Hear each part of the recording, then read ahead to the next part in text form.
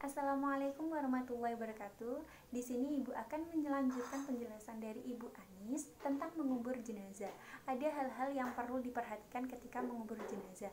Yang pertama, jenazah harus cepat dikuburkan sesuai hadis riwayat jamaah.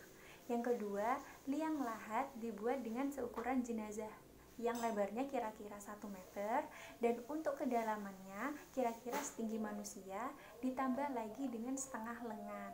Untuk yang ketiga, liang lahat dibuat agar tidak dibongkar oleh binatang buas seperti harimau, singa, dan binatang buas lainnya. Untuk yang keempat, mayat dipikul pada 4 penjuru sesuai dengan hadis riwayat Ibnu Majah. Yang kelima, ada 3 orang yang turun lebih dulu untuk menerima jenazahnya.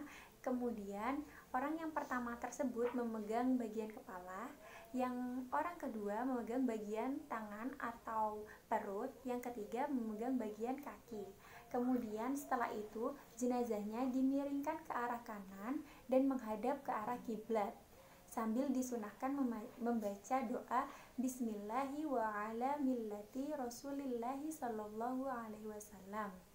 Dan yang ketujuh, talinya itu pengikatnya itu kan ini dikafanin. Talinya itu dibuka semua, kemudian untuk mukanya itu dibuka. Yang kedelapan, pipinya itu harus menempel di tanah. Yang 9, ditutup dengan papan kayu atau bambu dan timbun sampai rata dengan tanah. Selanjutnya adalah takziah atau melayat. Takziah berasal dari bahasa Arab yaitu azai yu'azzi ta'ziyatan, yang berarti memuliakan. Hukum takziah adalah sunnah. Adapun adab atau etika ketika bertakziah, yang pertama, orang yang mendengar musibah kematian hendaknya membaca istirja, inna lillahi wa inna ilaihi rojiun. Yang kedua, memakai pakaian rapi, sopan, tidak bercanda, tidak tertawa terbahak-bahak. Yang ketiga, memberikan bantuan keluarga yang terkena musibah yang ditinggalkan oleh keluarganya. Yang keempat, menghibur orang yang ditinggalkan agar tidak berlarut-larut. Yang kelima, ikut melaksanakan sholat jenazah dan mendoakan jenazah. Yang keenam, menjauhi yang dilarang ketika takziah, seperti menangisi dengan berlebihan, dan yang kedua, mencaci maki jenazah. Adapun hikmah bertakziah, yang pertama itu untuk mempererat tali silaturahmi. Yang kedua, keluarga yang terkena musibah dapat terhibur. Yang ketiga, orang yang bertakziah dapat menghibur. Yang keempat, mendapat pahala. Kemudian selanjutnya ada ziarah kubur.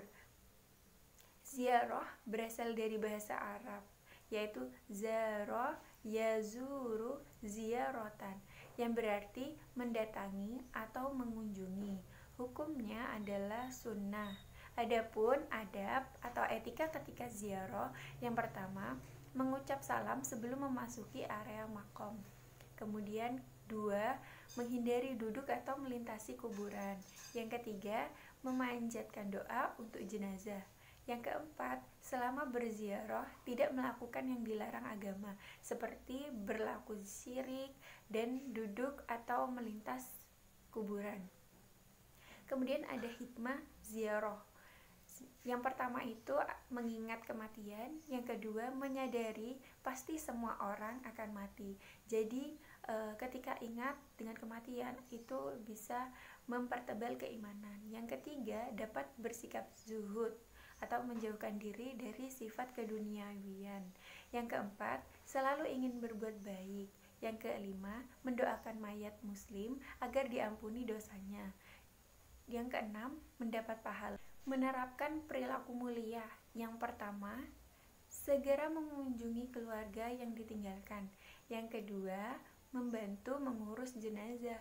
Yang ketiga, memberikan bantuan kepada keluarga korban. Yang keempat, menghibur keluarga serta memberikan nasihat seperti kesabaran dan ketabahan. Sekian dari Ibu, mohon maaf apabila banyak salah kata. Sekian dari Ibu. Wassalamualaikum warahmatullahi wabarakatuh.